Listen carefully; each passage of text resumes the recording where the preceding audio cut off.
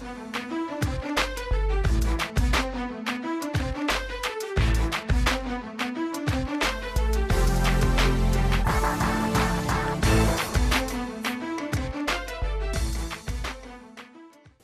to Fit and Bold, where we promote healthy lifestyles. I'm your host, Lakita Goins. Today, we're going to start talking about behavioral health in children and adults, and we are going to focus on attention deficit hyperactivity disorder, also known as ADHD. I found some statistics on the CDC website that stated nearly 1 out of every 10 children is diagnosed with ADHD. Today, we're going to talk about what it is and who is affected, and we're also going to talk about the difference between having ADHD and what may be associated as acting out and how to tell the difference. So we're here today with Dr. Rhonda Maddox, the Medical Director for United Family Services Incorporated. How are you today, Doctor? Well, thank you for having me. Okay. So what is ADHD? Attention deficit hyperactivity disorder. It tends to impact others by affecting their attention, impulsivity, hyperactivity, and in ways that are not age appropriate. Okay. So who is affected? Well, it tends to affect boys more than girls. Probably, depending on the literature you're reading, from 3 to 12% of the population is affected. It tends to be diagnosed, the symptoms are recognizable before the age of 7. It can be diagnosed at any time, but if it's diagnosed in adults, you have to be able to establish that there were attention problems or hyperactivity or impulsivity even before you were 7 years old. Sometimes this can look like problems in school because they're getting out of their seat, they're bouncing around, right. They're talking too much, they're interrupting their teachers without raising their hands, those kinds of things. Okay, so do they know why it affects boys more than girls? Not so much. That information is not published yet. Some people have their suspicions. Many times girls have just been raised to be quieter, to be nurturers, and so they don't act out as much as the boys immediately, and it's not observed in the classroom setting as much. Okay, so how can you tell the difference between the ADHD signs in adults versus children if they're not diagnosed to adulthood? Well, when you're looking at children, it tends to be recognized by other people, the teachers or the parents. You may notice that, in the conduct section, they have poorer grades than they do, even in just their classroom work. And this is because they have, got up and done other things and are not supposed to. And so it tends to be recognized by the teachers because it's disruptive to the academic setting. It may be recognized by parents or grandparents because these kids are bouncing off the walls. And so people who have other children say, hey, this is not, typical childhood behavior. Right. But for the parent who only has one child, well, that's all they've ever known. So they're not really sure if the 5-year-old is supposed to be, bouncing off the table. But others are saying, no, I've had 5 kids and they were never doing that. So if you get diagnosed with ADHD in childhood, do you have it as an adult? Do you always carry it? Well, the statistics show that about 60% of people may go on to have it in adulthood. I actually think it's probably higher than that. I said that, others recognize it in children, the teachers or the parents or the grandparents. In adults, because you're relying a lot on self-report, adults tend to underreport what's really going on, but when you talk to the spouses or those who are employing the people, they say, I don't know how you're saying that you don't have problems with being hyperactive. Look at your leg, it's bouncing right now. Or Okay. I don't know how you would say you don't have problems with attention. You cut me off in the, you cut me off all the time. You don't know what I've talked about. And right. So, many times spouses will notice, you don't remember my anniversaries, you don't remember the kids' birthdays. Sometimes it's forgetfulness, sometimes Right. it's intrusiveness, interrupting while someone else is talking. It doesn't necessarily, those symptoms don't make you, necessarily be the person that people just enjoy and love being around all the time. Right. So let me ask you this. Now, a big thing is that some people don't know how to tell if a child is just has ADHD or is just misbehaving. How do you tell the difference? Well, as a parent, It's pretty difficult. It really takes a trained professional too. And I'll say, sometimes teachers can say, I suspect your child has this or that, or don't bring your kid back unless they have medicine. But the reality is only trained professionals can diagnose it, because we have to rule out other things. There's some metabolic abnormalities, or some physical conditions, asthma or certain medications that can look just like ADHD, in spite of the fact that that's not it. Okay. So you really need a trained professional to do some labs, make sure they're not thyroid abnormalities or other things like that, and get reports from various sources. It's not just what the parent who has the expectation that their child is going to be perfect is saying, but what are the teachers saying? What are the grandparents saying? How's this child behaving in Sunday school? When the parent who's never had other kids has the expectation that their child who is 2 should just be sitting still through a 3-hour church service, that's unrealistic. But for professionals who kind of see a wide range of kids, we know what is developmentally appropriate and what's not. So it's really difficult, to say, oh, this parent will absolutely know, because you may have a child with pervasive developmental disorder, and they look just like ADHD kids sometimes, or you may have a child who has had a head injury. And so for head injury kids, who have maybe lost consciousness or something like that, there's been some trauma to their brain, and so they are not, they're more impulsive, they anger more easily, and so they can sometimes look like an ADHD kid. So in a nutshell, the answer to your question is, a parent may not actually know. It really takes the examination of a trained professional. Go to the professional. Yes. All right. So you go to the professional, and the professional says, okay, your child or you have ADHD. How is it managed? Well, when you go to the trained professional, what they will do is do a physical exam. Many times they'll do some lab work. They will take an extensive history, not just from you, but from, the teachers and that kind of thing. So once you've established, yes, this child has ADHD, it's not bipolar disorder, which can look like ADHD. Okay. It's not oppositional defiant disorder, which can sometimes look like ADHD, but it is ADHD. Most people will think, jump right to medications. And that is the quickest fix, perhaps, but it's not a lasting fix. You really want to start with educating the parent and those who are caretakers for the child, the grandparents, the teachers, all of those guys who are going to be impacting this child's self-esteem. If you think about it, the kid who has ADHD, they're not paying attention. They're getting in trouble for getting out of their seat too much. They're getting in trouble for not finishing tasks on time. They're getting in trouble for forgetting things. And so their self-esteem can really significantly be impaired because they're being compared to all the other kids around them that aren't doing those things. So you want to educate first those people who will be in a caretaker role.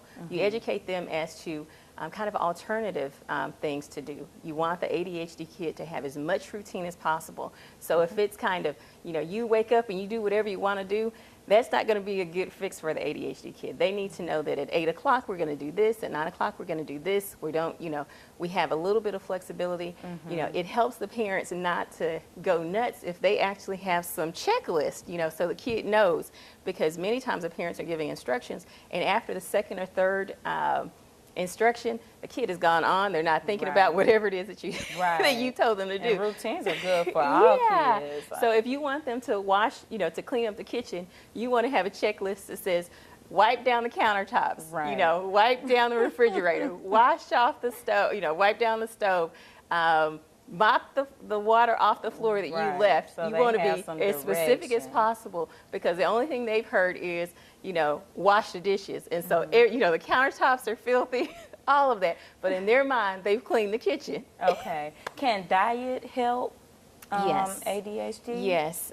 For the child who has, particularly with the hyperactivity component, a higher protein, lower carb diet, lower sugary treats can be very helpful. You think about after Thanksgiving dinner, when you had a high protein diet with turkey and fish and chicken or whatever, you don't really see a whole lot of people bouncing off the walls. They're tired, right? So a higher protein diet, foods like beans, nuts, eggs, meat, those kinds of things. Not exactly what we're doing in this generation. Now we're feeding our kids Pop-Tarts for breakfast, cereal. That is your enemy if you have an ADHD child. You want to feed them the kind of stuff that maybe your mom and dad, fed you, or that in our Right. generation we were eating eggs and bacon and stuff Right. for breakfast. We were. Exactly. But I'm so glad you said that, and I want to thank you for being with us today and talking with us today. But I'm glad you said that, because when we return, we're going to be at the community garden with Dr. Lewis, and we're going to look at some of those foods that Dr. Maddox just talked about. So stay tuned. Yeah, I took a trip to Elkhart, Indiana today. Elkhart's a place that has lost jobs faster than anywhere else in America. In 1 year, the unemployment rate went from 4.7% to 15.3%. Companies that have sustained this community for years are shedding jobs at an alarming speed. And the people who've lost them have no idea what to do or who to turn to. They can't pay their bills. They've stopped spending money. And because they've stopped spending money, more businesses have been forced to lay off more workers. In fact, local TV stations have started running public service announcements that tell people where to find food banks, even as the food banks don't have enough to meet the demand. As we speak, similar scenes are playing out in cities and towns across America.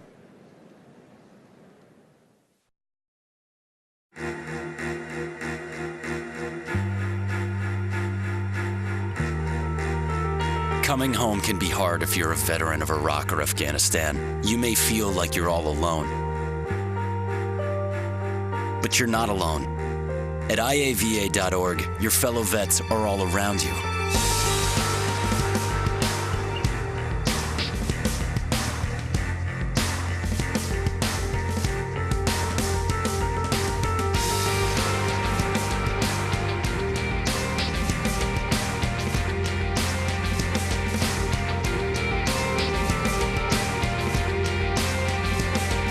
Join our free online community, get the resources you need, and connect to other vets who know where you're coming from. IAVA.org. We've got your back.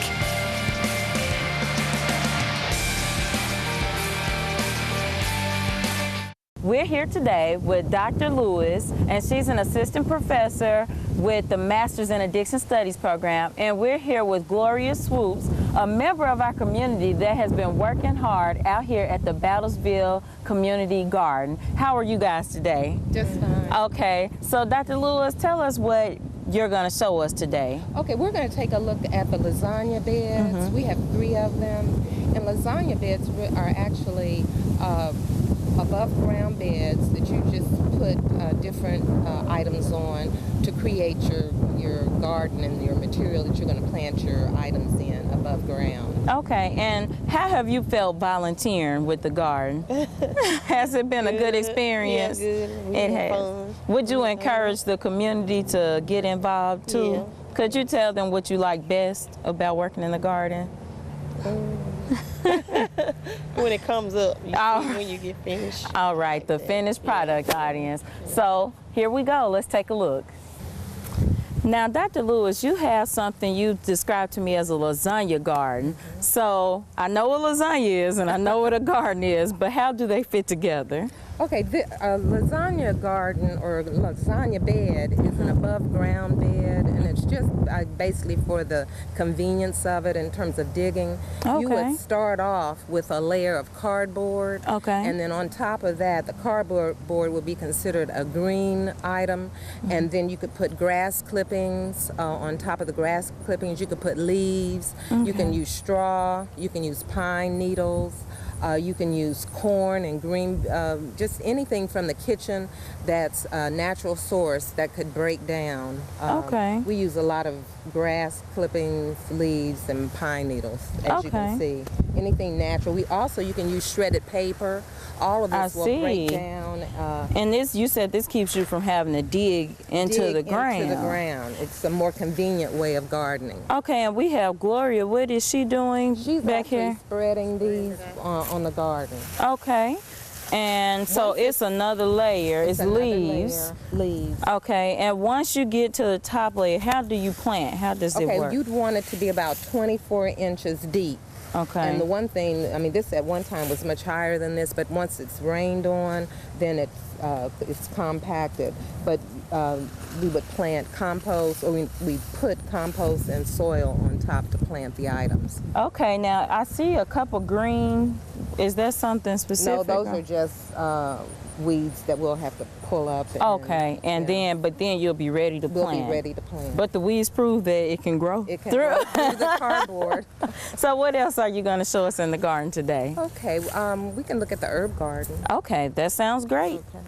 So now we're at the herb garden, and tell us what we have here. Okay, this is sage and oregano. Okay, now why are herbs important for us? Herbs are very important. We can use them to substitute some of the salt and some of the bad fats that we use in our diet. Because herbs give the food flavor. It gives it flavor. And there are a variety of herbs that are very healthy. Okay. Chives, garlic, there are a number of different things. So chives can be good as long as you're not putting them in a baked potato with a ton of butter. Exactly. Okay. So tell us a little bit more about this sage. How long did it take to grow? We actually purchased the plants for the sage and the oregano. Okay. And once it was in the ground and once it rained, I mean, it just took off. So it's a very, as you can see, a very healthy plant. Okay. So how much would you say a sage plant costs? You could probably get it at the end of the season for about 99 cents, but regularly probably about $2.50. But that's good because you go in the grocery store and you get a little bitty vial of herbs. $4 or $5. And it's $4 or $5. So this is a wonderful way. You have a garden, and you can have an herb garden in the house, right? Exactly, in your kitchen window. Because I've seen the little kits they sell, but it's a cheap way of getting your herbs, and you get rid of that sodium that can do a lot of damage when it's used in excess and used too often. So is there anything else you want to show us in the garden today? Well, I don't think so. Right now, we do have some okra. It's not quite matured. It's not ready to pick yet.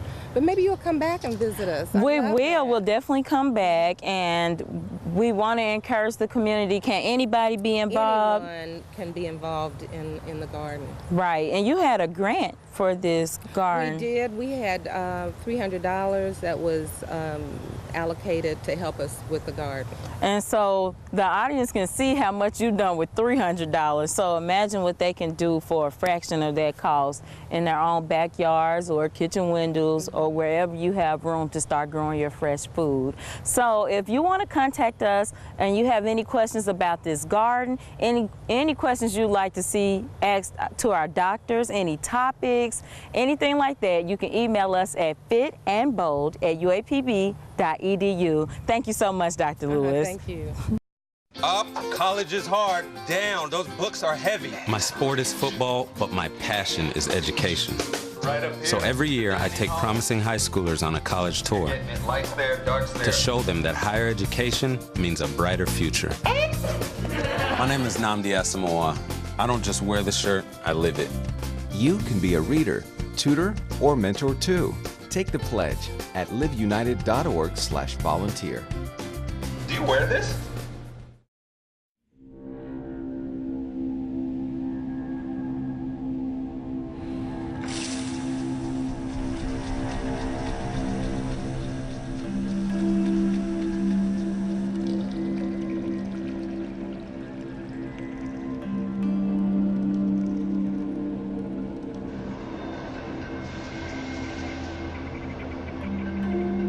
When some people struggle with their mortgage payments, they become frozen, petrified.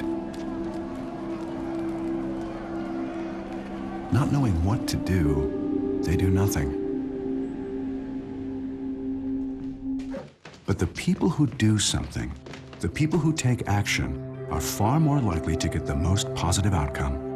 Making home affordable is a free government program. Call now to talk one-on-one with a housing expert about the options that are right for you. Real help, real answers, right now. 2 outs with a runner on first base. Now the big guy comes out the bat, hitting .342 with 92 RBIs and 36 homers. First pitch is fouled to the back.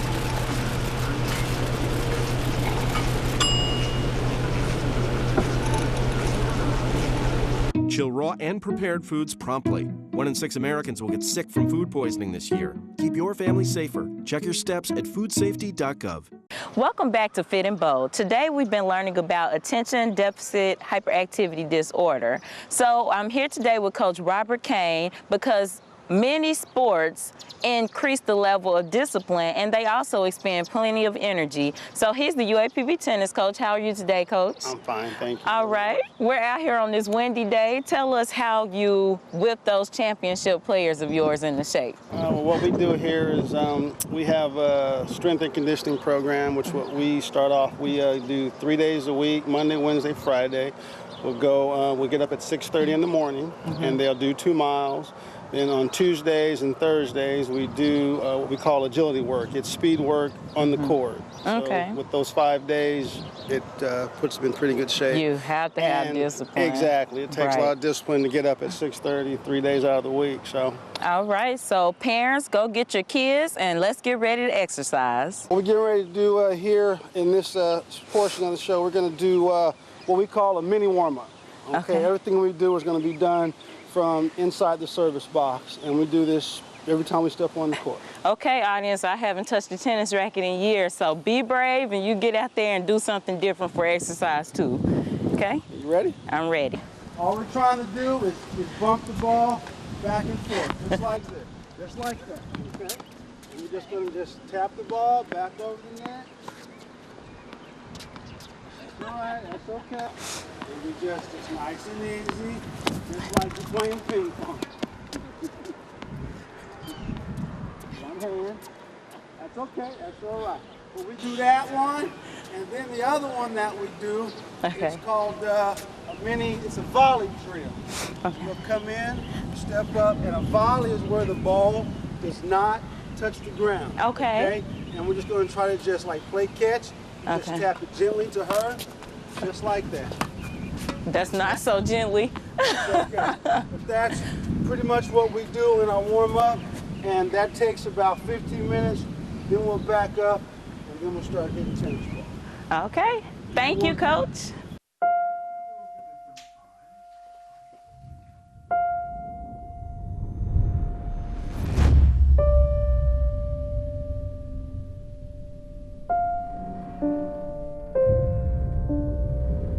What if a disaster strikes without warning? What if life as you know it has completely turned on its head?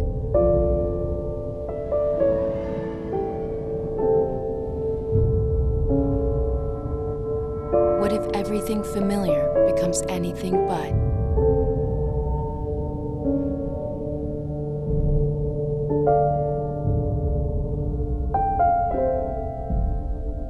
Before a disaster turns your family's world upside down, it's up to you to be ready. Get a kit, make a plan, be informed today. Learn how at ready.gov.